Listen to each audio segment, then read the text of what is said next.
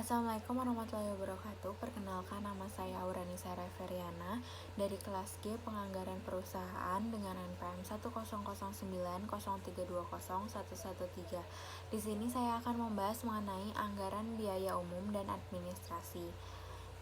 Pertama, saya akan menjelaskan dulu apa sih biaya anggaran umum dan administrasi itu. Anggaran biaya umum adalah anggaran yang berisi mengenai biaya-biaya yang dikeluarkan oleh perusahaan untuk direksi dan stafnya, bagian keuangan, dan bagian administrasi. Sedangkan anggaran administrasi yaitu anggaran yang berisi biaya-biaya yang dikeluarkan oleh perusahaan untuk kegiatan-kegiatan yang menunjang usaha perusahaan di luar kegiatan pabrik. Maka dapat kita simpulkan bahwa biaya anggaran umum dan administrasi itu adalah semua biaya yang terjadi dan berhubungan dengan fungsi administrasi dan umum, yaitu meliputi biaya dalam rangka penentuan kebijaksanaan, perencanaan, pengarahan, dan pengawasan terhadap kegiatan-kegiatan perusahaan secara keseluruhan. Termasuk juga dalam biaya ini adalah biaya untuk direktur dan staf seperti gaji, untuk bagian umum dan personalia, bagian humas dan hukum, bagian keuangan, bagian akuntansi, dan sebagainya. Lalu, adapun kegunaan biaya anggaran administrasi dan umum ini, yaitu ada 4. Yang pertama, sebagai pedoman kerja. Yang kedua, sebagai alat manajemen untuk menciptakan koordinasi kerja. Yang ketiga, sebagai alat manajemen untuk melakukan evaluasi atau pengawasan kerja. Yang keempat, sebagai dasar menyusun budget kas. Selanjutnya, ada faktor-faktor yang mempengaruhi anggaran biaya administrasi dan umum. Dalam penyusunan anggaran biaya administrasi dan umum ini terdapat beberapa faktor, yaitu 1. Anggaran penjualan yang dimana terkait dengan kuantitas jumlah barang yang akan dijual oleh perusahaan dari masing-masing jenis barang dari waktu ke waktu, bulan ke bulan yang akan datang. Lalu yang kedua ada anggaran unit yang diproduksikan. Hal ini terkait dengan kuantitas jumlah barang yang akan diproduksikan oleh perusahaan dari masing-masing jenis barang dari waktu ke waktu, bulan ke bulan yang akan datang. Lalu yang ketiga, berbagai standar yang telah ditetapkan oleh perusahaan. Standarnya itu termasuk biaya-biaya yang termasuk dalam kelompok biaya administrasi yang telah ditetapkan oleh perusahaan. Jadi berbagai standar yang telah ditetapkan perusahaan itu mencakup biaya-biaya yang termasuk dalam kelompok biaya administrasi yang telah ditetapkan oleh perusahaan.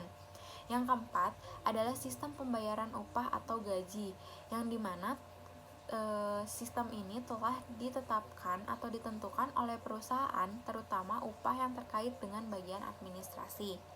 Lalu yang kelima ada metode depresiasi, di mana metode ini telah diterapkan oleh perusahaan terhadap aktiva tetap. Lalu yang keenam ada metode alokasi biaya, di mana metode ini digunakan untuk membagi distribusi biaya-biaya yang semula merupakan satu kesatuan biaya menjadi biaya bersama atau joint cost. Lalu berikutnya ada penyusunan anggaran biaya administrasi.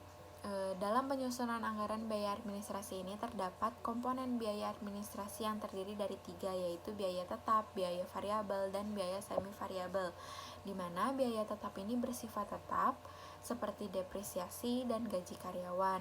Untuk penentuan biayanya didasarkan pada periode sebelumnya.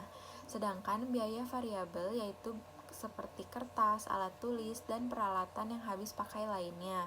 Untuk menentukan biaya periode yang akan datangnya, itu didasarkan pada tarif biaya tersebut pada waktu yang lalu.